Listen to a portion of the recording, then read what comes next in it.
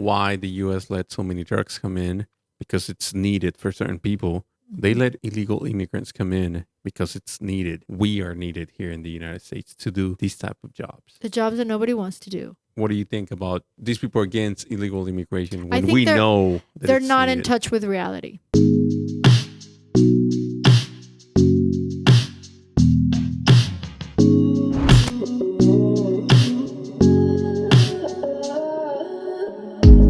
And we are talking from our own experience, observations, that's Mexican Americans, anything that has to do with politics in this election year of 2024.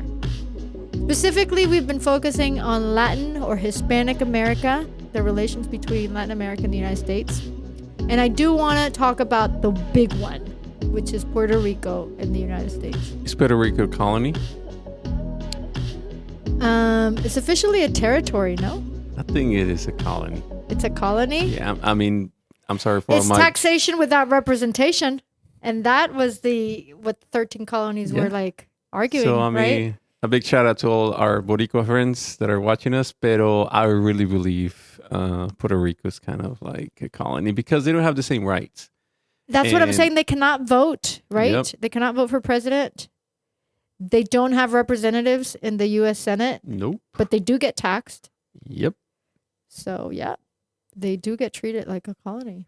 They do in 2024. So Can you believe I like that? Puerto Rico. You've been to Puerto Rico before? No, I have not been to Puerto Rico. I've been to other like Dominican Republic, like islands around it, but what?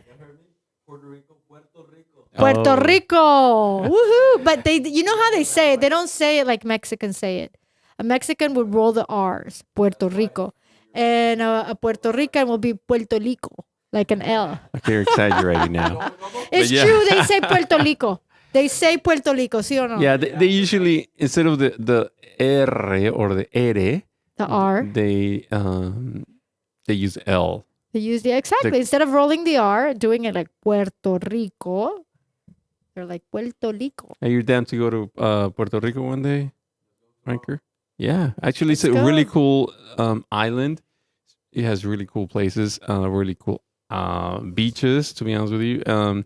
Really cool vibe as well. So I really recommend people to go to Puerto Rico. Yeah. And the Puerto Ricans are like a special breed of Hispanic Americans or Latin Americans. They have like a little bit of an attitude, don't you think? I think they're more Spanish based, if you want to say, descendant. They're more white? Is that what Yeah, you're trying to say? honestly, They're less yeah. brown? Yeah, I think Puerto Rico's. I don't think it's they had like a lot that. of like natives maybe living there. There were, and they killed them all. They killed them all? Yeah, so- Shit. Okay. Well, that's what happened. But then there's also some what's interesting about those islands in the Caribbean is when the ships containing the slaves from Africa coming, a lot of the ships had like an incident or they couldn't make it to the United States and they ended up in Cuba. They ended up in like Puerto Rico. They ended up in the Dominican Republic. And we do have some racial diversity in some of these islands, but it's not a lot of like the native Indians, that used to live there. It's more of like what happened afterwards. Interesting. Anyway. Yeah, definitely. So the indigenous people who lived there were called Latinos, and with all the Spanish, Like the Haitians, Latinos? No, different. Forgot right now. Anyways, so with all the Spanish invasion, I want to call it that way, they created Española, which was what we call now that's the Dominican Republic, yeah. and Haiti. And then they just went around, right? All the islands around it. Yeah. So, but yeah, I mean, Puerto Rico is definitely a lot of direct Spanish descendants. And Puerto Rico was part of Haitinos. Puerto Rico was part of Spain with the whole, and then when Spain lost the Spanish-American War, they just kind of gave Puerto Rico to the United States, correct? As a territory. Yes. How did Puerto Rico come to be part of the U.S. territory? This is Spanish-American War, right? Yeah, definitely. Well, not just Spanish American. It was more like it used to be part of the Kind of like with New Orleans and España. Florida and all that. Like, all the islands and what is called Mexico now used to be Nueva España. So after Spain lost all its territory, the U.S. just literally, well, it used to be part of La Nueva Española, part of that area, and then the U.S. just went and took just it took over. over. Yeah. The thing is, Puerto Rico is not a state of the United States. It's not. But it's because the United States says it's because the Puerto Ricans don't want it to be a state. Because there's been several referendums and votes where they've asked the people, do you want to become a state? And they keep saying no. So that's just part of history. And it's interesting because I think some of that sentiment has changed after the Hurricane Maria, after they realized that not being a state has like economic consequences that are This is where you huge. put your what you really think patriotism is. Oh, we're Boricuas and all this stuff. And you're like, okay, They put it to we're the test. super Boricuas, but now we do need all the gringo funding. money. The emergency Yeah. funding, right? Yeah. Yeah, because the United States, because it's not a state, it wasn't really like obligated legally as with other states to come in and fund with emergency funding money. And they really suffered. I mean, it was months and months of having no economic backup. And the thing is that an island like Puerto Rico, they're going to see these things happening again, unfortunately. It's just part of living in an island or being an island. So, Yeah, it happens every, August, September. It's like the season, the hurricane season. And it could just be potentially damaging every time. but Puerto Rico's cool. They have really good artists like Ricky Martin. You like Ricky Martin? You mentioned that. You know what? When I came here to the United States, it was 1997. And soon after, Ricky Martin dropped its like Living La Vida Loca. Mm-hmm. And suddenly people like me, it was cool to be Latino, right? Because after that it was J-Lo, and then after that was Shakira and Selena Marc Gomez Anthony. and all these like and it was suddenly kind of Enrique cool Iglesias. and Enrique Iglesias, and they were like What is that hero cute song? and heartthrobs. You know that and- hero song? I wanna be your hero, baby. I can be your hero. Oh. Yeah. I can be your hero. Something like that, right? Yeah. So you I- were dancing to this while you were cooking and washing No, the it was dishes? just cool because, for the longest time, you may have not wanted to say you were Latino because there was some kind of stigma and Okay, so this actually- discrimination. And then with all these artists started becoming popular, it was kind of cool to be Latino. a hot Latino. It was like a hot Latina just came over, So you know where this comes from? That mentality that, oh, we speak Spanish and it's not that cool. It comes, or just in general, that's something that colonization, you want to call it virreinato, colonization actually left us. When you see people that they see a Caucasian person, a white person, and they automatically put their head They down. bow down to or- them. Or things like that, that comes down from our Yeah. fucking Ancestors. tradition. Yeah. That back in the day when the They had Spanish to. came in, you even said it the other day, this was a great example, the word mande, which means, Just order me what to Yeah. do. Like when in Mexico, when you didn't hear something, like if Luis had just said something to me and I didn't hear what he said and I'm asking him to repeat that, I would say mande, which is not at all like just repeat. Really what mande is from the verb mandar, is to order me. So Indians were told to say every time they would address a Spanish is like mande, order me what to do, like tell me what to do. And that is just something that stuck with us, and it's like a courtesy thing to say when mande all the time. Tell so me this what is to something that was actually do. put Passed into on. us. Yeah. And even till this day, I still say this word, not in the same meaning, obviously, because he obviously has a different connotation now. Now it's more like respect, I guess. Yeah, it's like education, like manners. You have manners if you say mande. But the actual roots of this comes from something like that. So nowadays, this is my point of view. People can leave us their comments. It has to do with Puerto Rico being a colony of the United States. Yeah. And you are not part of the United States. You're still somebody that just depends on the United States. You cannot be independent yet, Yeah. but you're part of it. And It's just a weird place there. you isn't say it? Mande to the United States. Basically, president. whatever Right. the Yeah. United Did you see States- Trump when he came over to after the hurricane? Yeah. He was just being a fucking an asshole idiot, an and- asshole. Yeah. And he was throwing paper towels to people like if it was a basketball and shit like that. That kind of made me feel a little bit bad. He would have not done it in mainland. He wouldn't have not done it here in continental No, United hell States. no. Imagine him coming here to Atlanta and throwing that to African Americans here in Atlanta. No, You'd be like, fuck that that, would dude. have not gone well. What do you think we are? We need more than paper towels. Yeah. Don't come here and just think you're the badass person and just give us shit. Yeah. I mean, come on. But I But people are honestly- leaving the island because of it. Because once you come to mainland, you can, make more money than in Puerto Rico. The Puerto Rican economy is not that awesome. It's not like they're making as much money in Puerto Rico than they can when they come here. Let's tell people what you mean mainland. So an island, it's part of Island, people always call it mainland, the continental United Mhm. States. or mainland is just the actual land that actually is not an island. A right? land that is not an island. Yeah. Exactly. So islanders will always call mainland to something that is maybe landlocked, Correct. that has states that are landlocked, that are not like all islands. Yeah. And Puerto Rico is just, I don't know how the United States feels about having a state that race is mostly Hispanic. It's logistics.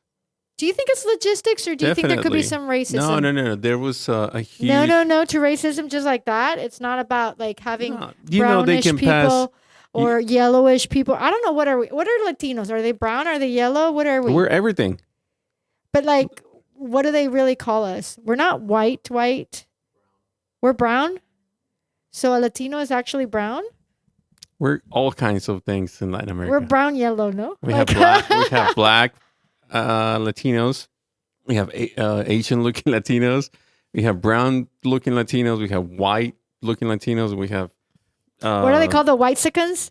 The whitesicans? How or do you call the something? redhead-looking Latinos? We have all kinds of whatever colors that we come in. But the usual one for the typical mainland American is brown, right? When they think of a Latino, they think of a short brown person. Do you think? I think they think of that as Mexican, but yeah. So, do you think? I think Latino is just anyone that speaks Spanish. Okay. If you really want to see it that way. Do you think? Okay, so they normally put it on the Puerto Ricans to do a referendum vote. So the Puerto Ricans vote if they want to be part of the United States. Because they have a lot of proud. But do you think that this should Do you be know done? Boricuas with a lot of proud, Anchor? But explain what a Boricua is. They feel great of being Boricua. What is a Boricua? Is a sub-name. I don't know how to call it. But it's something that people from Puerto Rico call themselves. A Boricua. hmm I don't know exactly where it comes from, but that's what they call them. And it's a cool name. Please, if you're watching this on YouTube and you're a Boricua, please tell us where it's coming from. But Boricuas are very, very proud of Okay, being so- the island. But do you think the United States should also vote? Like people here in the United States should also vote. Do we want Puerto Rico as a state? Because up to now, it's been handled as Puerto Rico has that referendum vote. Do you want to be a state? This is the thing. Once Puerto Rico want to become a state, then they're going to do a vote here. a vote here. And What they're do going you to be think like, okay, the people? just because you want to be part of us doesn't mean you're going to be part of us. Now we have to go back and check with our people if we can actually If we really accept want you. this to Yeah. happen, Do we really want this No, but brown people to exactly. That and black question people? to you. There's a lot of black Puerto Ricans, which are cool too. And What do you think the people would say? Just a guess. what people? Be specific again. Oh my god. Por el amor de la Oh Virgen my god. Santísima. Sometimes like Luis is this engineer that's like wants everything specific and it drives me nuts. What people? The white typical Anglo-American person. No, They will not want Puerto Rico. definitely not. Why not? Because it could be it is going to be something else, an extra responsibility that's going to come here. Imagine all the people. What does Puerto Rico bring to the table economically? Nada. No, and don't get me wrong. I don't have nothing. I love Puerto Rican people, trust me.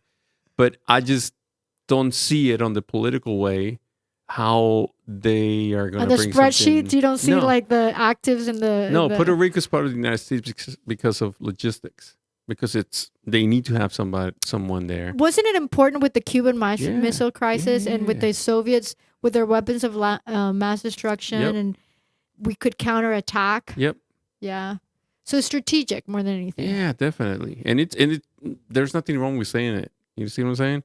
It is what it is. All right. Mm-hmm. It's just So- history. Yeah. Yeah. Just like they took our half of our territory in Mexico. It happened. We're not gonna do Mhm. anything about it. We're taking it back anyway. Slowly but surely. All those states. We're not Texas, taking it back, Arizona- but we are culturally, here. they are. I mean, in a way, sometimes I'm in Texas in certain parts of the valley there in the border, and it's like everybody's speaking Spanish. I don't even feel like I'm in the United States, to tell you the truth. I mean, just being really honest here. It just feels like I'm in Mexico. So it's not that we're taking it back. We're taking over. It's cultural. The War? I was gonna say war. The effect of the taking over War? is not with war. It's not with weapons. It's with cultura. Oíla. You know nomás. That's how it is. So You know it. what Veronica is saying that, okay, we take our territory. We're gonna fill One it way up. or another. We're gonna fill it up with Mexicans, and he makes it Mexico again. And then, like, who are the people that are, reproducing and offspring? It seems like, the Mexicans are always a little bit behind on what the policies are with reproduction or what the tendencies are. The world tendencies, people are not having kids, but the Mexicans are still like a little bit behind and they are having kids. So, you're talking about voting. And at this point, I think we've reached a critical number where the political parties do have to somehow,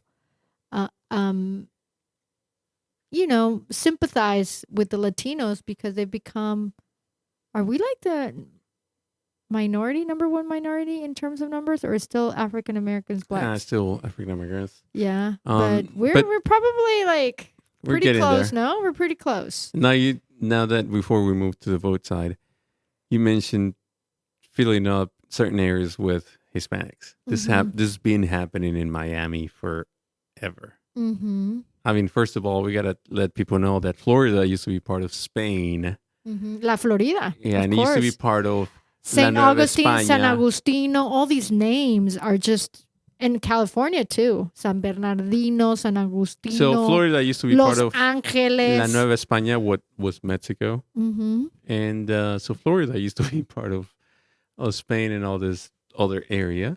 Mm-hmm. So the border can cross people, but the people are going to be the same no matter what. That's why you see like all the Spanish names that you mentioned in California and Utah and New Mexico, Texas. Los Alamos.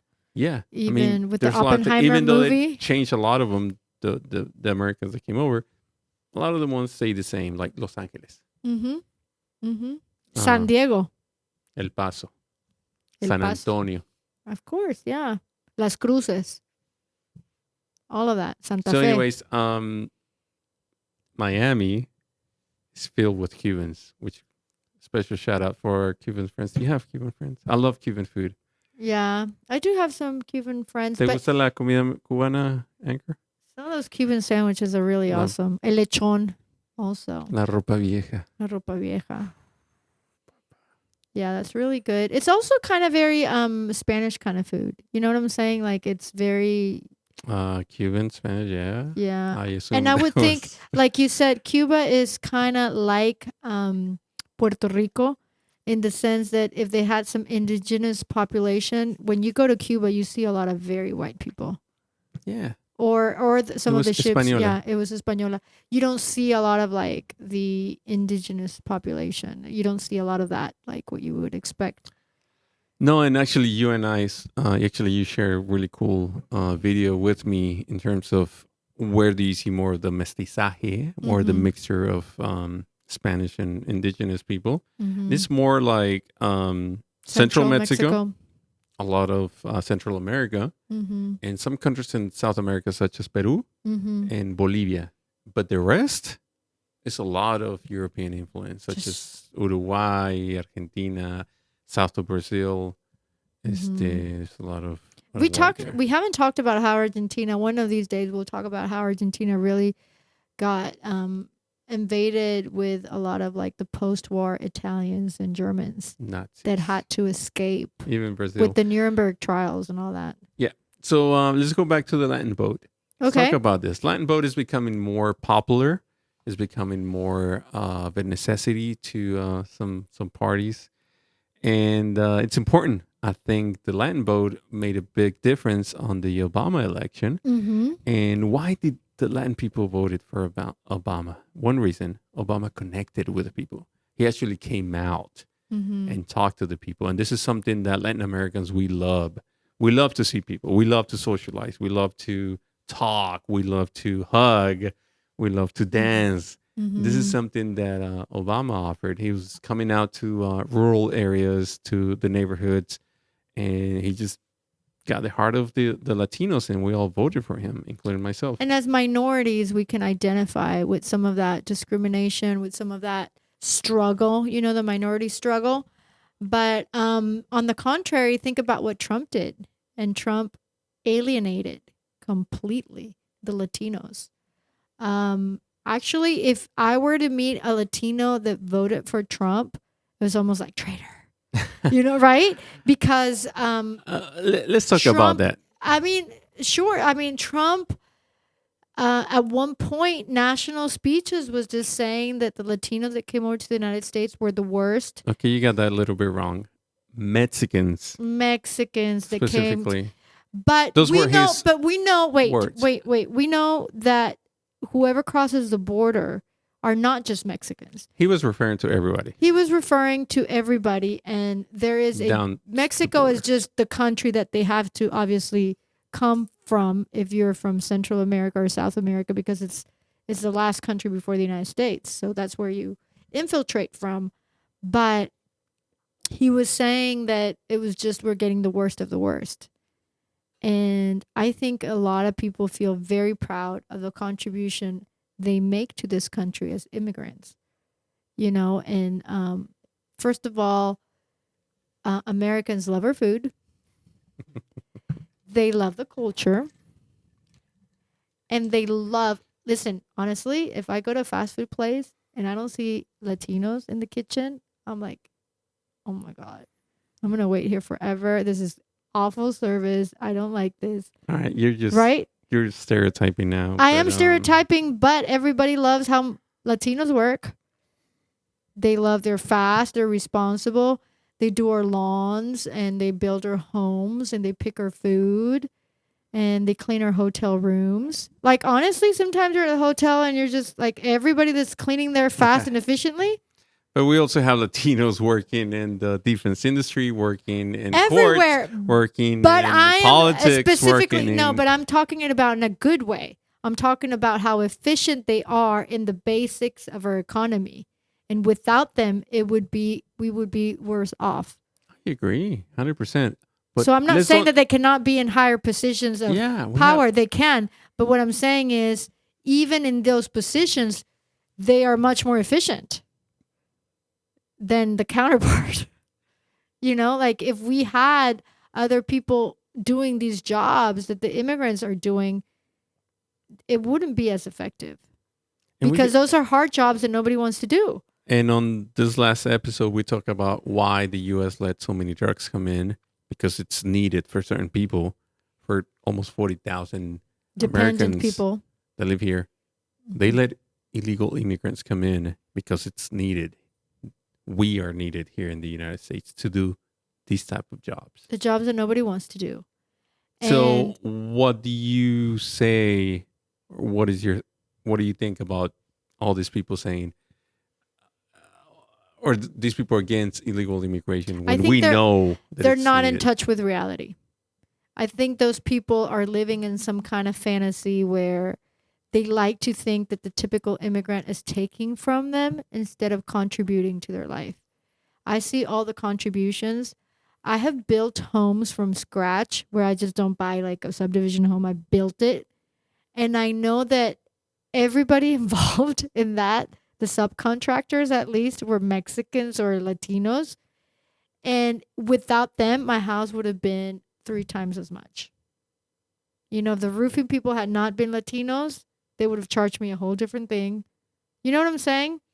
Also, with certain industries, it's just known. I am grateful for the contribution they bring.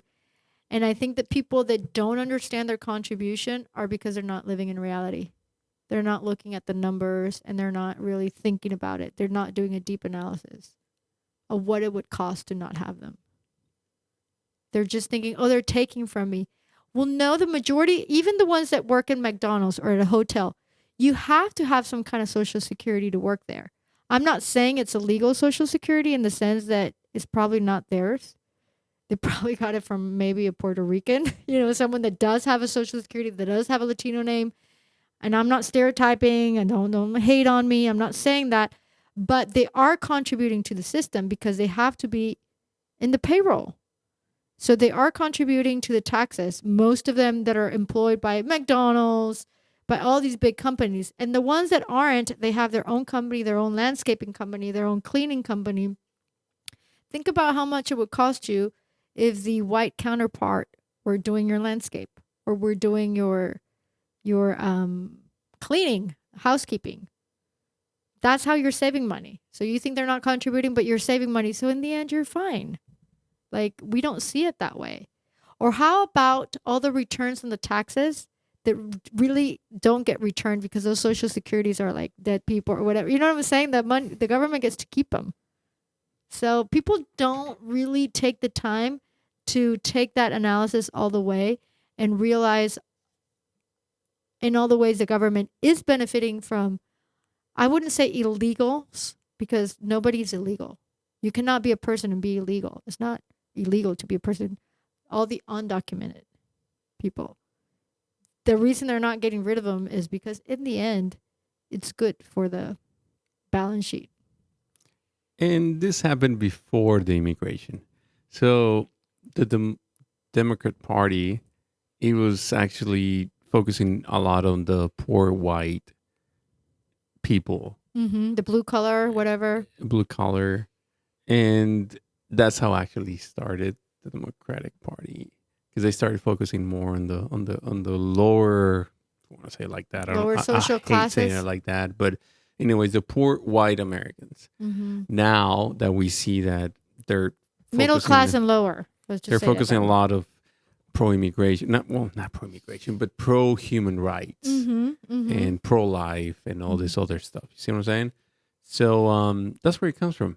That's where, and we talked about this before the podcast. The Republican Party used to focus more on the pro-business side, but this was not getting that many votes. And then, Well, no, if you think about it, the business, because it was not a social issue that people can relate to. you're right. People like you when they can relate to you. When Right. they're like, okay, that or the lady, masses, Veronica, things like me. or the masses are not going to be the business people. You know, the 80% is going to be just, Or less. yeah. So you do have to appeal in some kind of way. But, I think the Republican Party has always stood for business. But when they realized they needed to appeal to other people, they started instilling fear about the immigrants. That's Trump's strategy, was like, Well, let's talk I about want to that. make you fearful about the immigrants because, that's one way to get to the average person. And not have to do it through the whole business, less tax for the business and all that. All that Trump represents is, he's been bankrupt I don't know how many times just because he knows how to work the system financially, and his taxes, he doesn't, I didn't think he paid any, right? So he can't relate on that end. So let's just instill fear. So let's talk about that. Let's talk about the Latin vote, Mm-hmm. which is right now we could still say that it's divided by older, younger type of crowd. But I do believe that it's a lot more driven into how you came here to the United States. Right. We can see down in Miami where we talk about a lot The of Cubans are the Republicans. Cubans and a lot of Puerto Ricans and a lot of other people from the islands, Mm-hmm. the Caribbean Mm-hmm. that are living in Miami or South Florida that tend to be more Republican, as you said. However, in this last election, they It's actually generational. it's actually went more on the Democratic side. So I think it's generational. generational. Yeah, I think like we were talking about in the first part of the podcast, Reagan and Bush were seeing pro immigrants.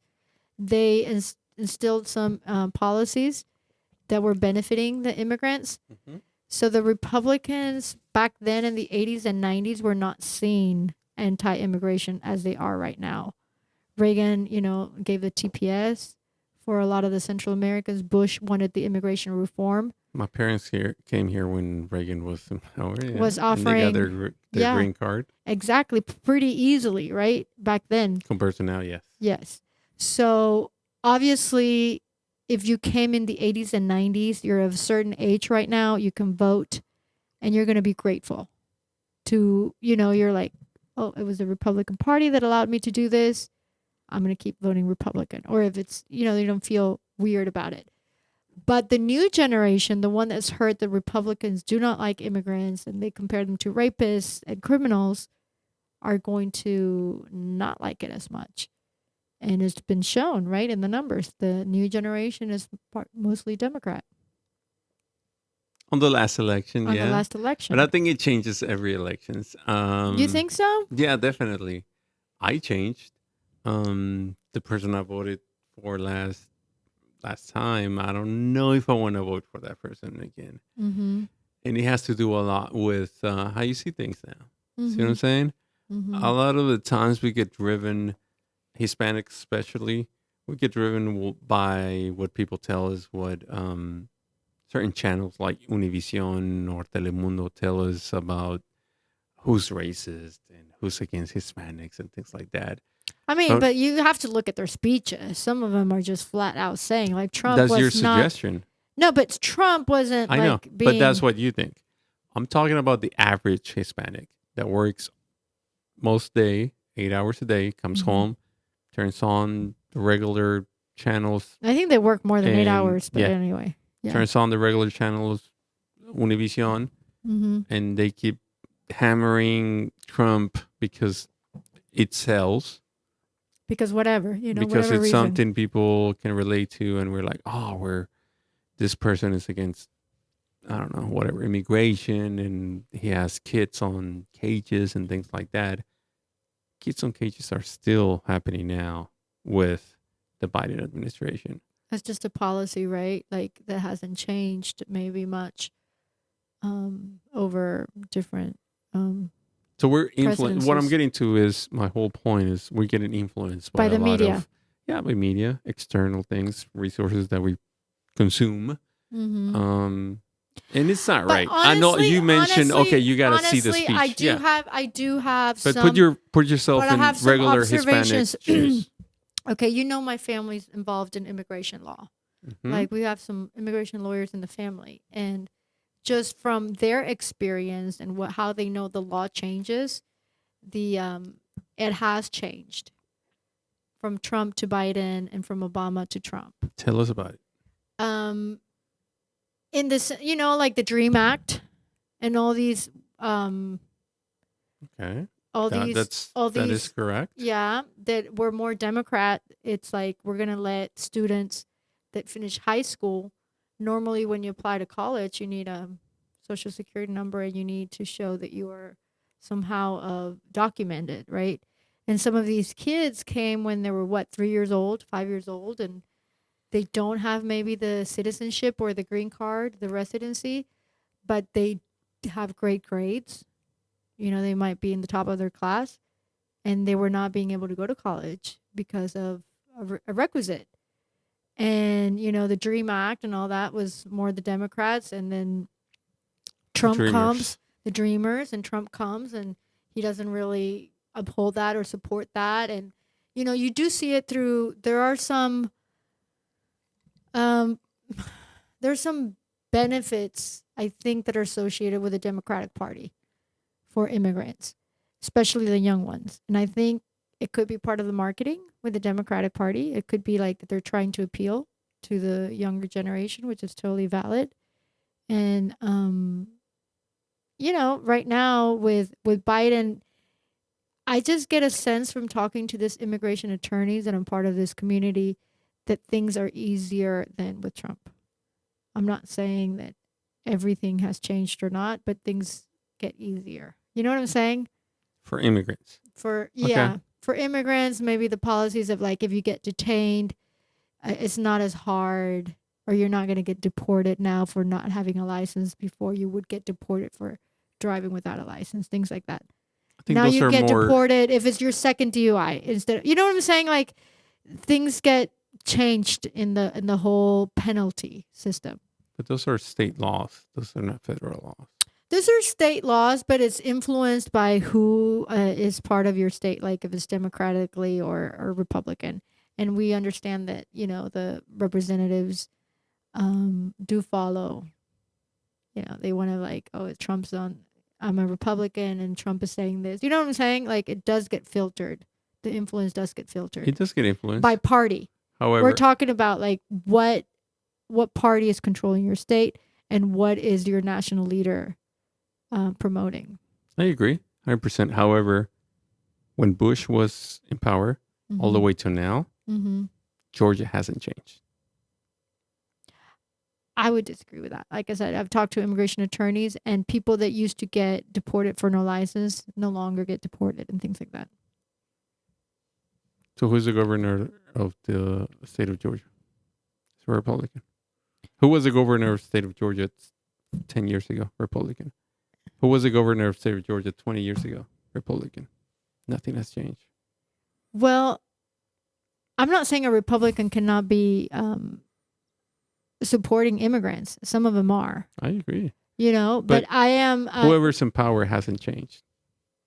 Do they go up I and think- down depending didn't on Georgia whatever? become Democrat this election? In the I don't know. representatives and stuff? We Yeah. voted Democrat, yeah. Yeah. So, yeah. We But are more who's democratic. the governor of Oh, you still tell me. Republican? But our representatives are Democrat. Okay. Those are the ones that make the law. Remember, the governor is the executor. Yeah. He has to execute what the lawmakers do.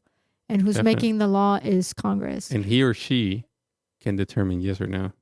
Pass or no Has some pass. executive controls and decisions, but mostly the lawmakers are the the representatives, on the state. federal level. But in the state level too, there's some state laws, like you said. Mm-hmm. Yeah, I think it hasn't changed that much. I think it's still pretty much how it is, just because we're still the minority. Mm-hmm. Hispanics and African Americans, we're still the minority no matter what, and Asians. But people are getting less deported in Biden's administration than Trump's. From what I hear on the streets, I'm just saying I'm part of that circuit of the interpreters and law circuit. And from what I'm listening to, I do not have a formal study, whatever. From listening to the immigration attorneys, it's less. Is that good? It's good for the immigrants, sure. I don't know if it's good for the white guy that doesn't like the immigrants. Well, I want to say this: is racism is just not white. There's a lot of black people against Hispanics. To be honest with you, a lot of Asian people against Hispanics, and vice versa. I've heard this, and I've heard that some Black Americans don't particularly like Latino. And Asians. And Asians. And Hispanics don't like either of those. And Hispanics sometimes, even with our own people, the Hispanics have been here for a long time, and they try to say, "Oh, you're just like you So this is come the and you thing. don't I want to give you get an it." example real quick. Mexicans that worked in McDonald's 20 years ago, they don't want to work in McDonald's anymore. They want the Central Americans to do the McDonald's work. Mm-hmm. Isn't that racism? I don't know if it's racism or if it's just like I paid my dues already. I already No, did the that's McDonald's. straight up racism. Okay, well, Yeah. I'm trying to answer, and you're like, no, that's not it. It's It could not. be It's not like like our- I already did this. Now but I'm it- moving up to Chick-fil-A. No. It could be that. It could be that. Like, I already know the system No. already. Now I'm They going to just do feel something better. else. They just that's called seeing somebody else less than you. I mean, is it racist? It's kind of like when the seniors and the freshmen, Veronica, you know how they let's don't treat go them. that far. How do we I love how he treat? said Veronica in like very Latin way. It's How not- do we treat Guatemalans trying to get into Mexico? Like Listen, I have fucking to say this. shit. I have to say We treat this. them like shit. I have to and say I do this. not feel proud of being I have Mexican to say like this. that. I am Mexican, born and raised, even though I am also American, also by heritage and by living here for a long time. But the worst country that treats immigrants in the worst way is Mexico. When the Central Americans and South We're Americans hypocrites. are trying, You know why? Because we fucking complain how they treat us here in the United States, but we treat Central Americans like shit. I've Come got on. to say that is true. And people complain about, how Mexico is part of their logistics coming to the United States. They have to pass through Mexico. And unfortunately, the worst service and treatment they get is in Mexico by our officials. But I don't want to think it's the typical person. I don't want to think it's the typical mother, father, person in the community, because the people in the community, they know these hotels and they know the routes of the immigrants. It's very well known. If you're part of that route, it's a daily thing and you're part of it. And I think they say most, just normal people that are not in positions of power help these people, give food, understand the needs that are being at that point needed, right? But it is the people in power, the cops, the people that can detain you, that treat them horribly, like horribly, much worse than they would have been treated here. But I don't think it's the normal person, the average Joe in Mexico. The average Jose. The average Jose, I think, is okay with, just treating you nicely. It's the people in power. Border Patrol, cops, things like that, federales, all of that. And the cartels. Listen, if you get somehow associated, because you got to remember that they're trafficking drugs or people. It's the same business. Now, yeah. It's the now- same leaders. It's the same routes.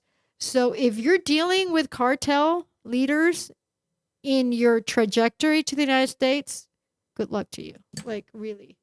I mean, those people are savages. I mean, 30 years ago, smuggling drugs was a big thing, or it was more effective, I guess, getting more money out of it. Now it's human trafficking. Mm-hmm.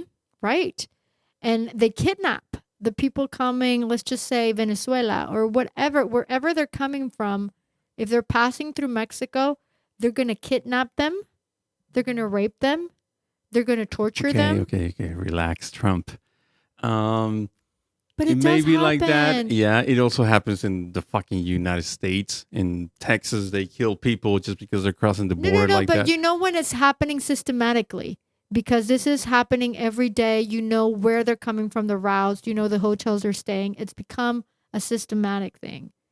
And Well, where I'm getting to is we're the victims when we come here. When we try to come here, Mexicans were the victims when we're coming here. But we don't look at the other side, mhm. of how people coming from the South are being treated when they're trying to cross the border in Mexico, or when they're in Mexico, actually. Yeah. I know, I totally agree with you. Not all Mexicans are like that.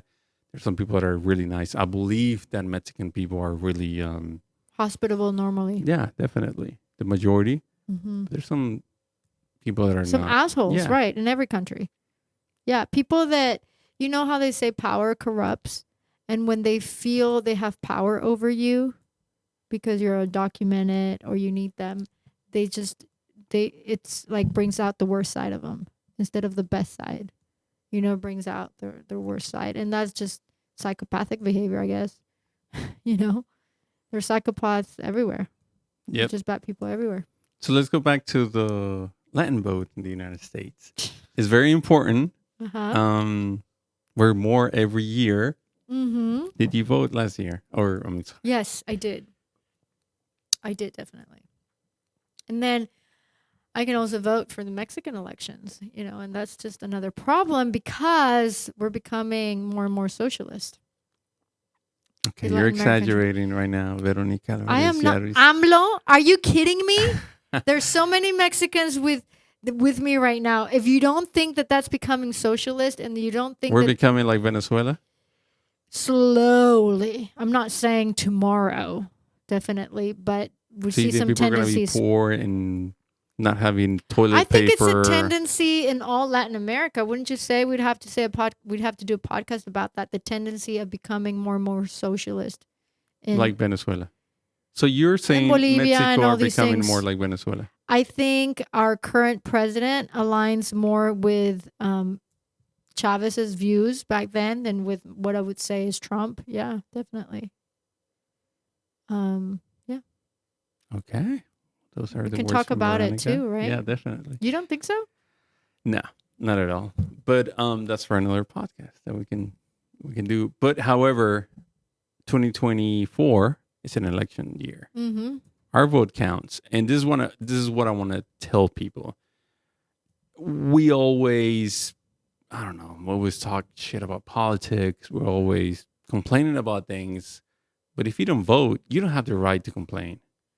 If you don't like the things that are happening right now, then go and vote. What do you think? I think that as long as there's no corruption with the voting process, you're absolutely right. But I think that for many years, for example, coming from Mexico, where it was widely known that the voting process was corrupt, it didn't matter if you voted or not. You know what I'm saying? Like, you felt so unempowered. And I think But here in the United States. Well, I think Trump started saying that. Trump is the one that started saying that there was corruption in the voting process, his whole court and the whole riot. We all know what happened there. Do we? Yeah, were you there? He was a sore fucking loser. He was a sore loser, but he's starting to put on people's minds that there is some corruption and that their vote doesn't count. But we all know the college electoral. I mean, this is not a new thing. This has been happening since like decades. No. What I'm talking about is like dead people that are voting. I'm talking about that type of corruption where the lists are not like adding up. And that's what he was alleging, that there was a lot of corruption that way, not through the electoral college, but through the actual people that were voting that were not really alive, or there was double voting, or, things like that. No, I think Trump was just a sore fucking loser. He was just coming up with stuff so he could, make an excuse of why he lost. But he didn't say this when he was elected, right? Did he go over, let's check about all the votes and say, no. But Luis, okay, so now you're saying this happens in other moral. countries. I understand what Trump was doing, but he's starting to put ideas into people's minds that, you know what? The system is so corrupt that your vote actually doesn't matter, because at the end of the day, it's corrupt. And once the people believe that. Did you believe it? I'm not saying that he's reached that point. I don't believe it, but I can see how some people would, because he's being so forceful about it and he's willing to go to court about it and he's just making such a big deal. I agree with you. I think he's a sore loser. But since it happens in other countries, like in Mexico, where I actually believe it does happen in Mexico, the corruption. There's no doubt it happens in Mexico. There's no doubt, right? So some people believe, well, yeah, the United States could do too. The first part of our podcast, we were talking about how corrupt the United States is in other scenarios. So that's the problem with corruption. Once you're corrupt in one thing, once you start lying, cheating, and stealing over one thing, what makes you to say you're not going to lie, cheat, and steal on this platform? No, I agree with you. You know what I'm the saying? thing. You can Corruption question is all these corruption. things. It's corrupt now. I agree in questioning and all whatever you don't feel comfortable with. My problem is that this is public. You can see it. It's not like we're hiding things. It's public. The voting is public. It's live and we can see it. I know, but all the conspiracy theorists would say that there's still things going on. Like in Mexico, they'll just say, "Oh, there was a glitch in the software and the power went off." Like No, I really don't the think. GPS No. on the weapons stopped working. Like No, what we and were talking about in the first part of the podcast. No, You know, little shitty excuses like that. well, comparing Mexico to the United States is It's incomparable. Yeah, Yes, it's incomparable. It's not. It's comparing apples to oranges. I hope for the love of this country, because I've got to say that as much as if you read the first part of the podcast, you're like, are these people even like the United States? Of course we do. I love the United live here. States. No, and I love it. But, you know, for the love of the United States, I hope it never, ever, ever crosses that line with corruption in the voting. Because once we've done that, we're lost. Like once we've done that, we're no different than just, you know, like all the trash countries that we talk We about. can do another podcast about this because democracy doesn't mean it's the best for everything. But anyways, we'll talk about that on our next podcast. This is Alrighty. everything for today. I'm ready for dinner. Más allá de Marte, a conversation amongst friends, amongst Veronica Alvarez. It's all opinions, obviously. Okay, don't get too upset. We are Mexican Americans. We love Mexico. At the end of the day, we love the United States, and it's just, you know, our opinion, right? Yep. Well, this is it for today, guys. Hispanoparlante and Anchor on the controls, and we'll see you guys next time. Adios. Bye. Vámonos.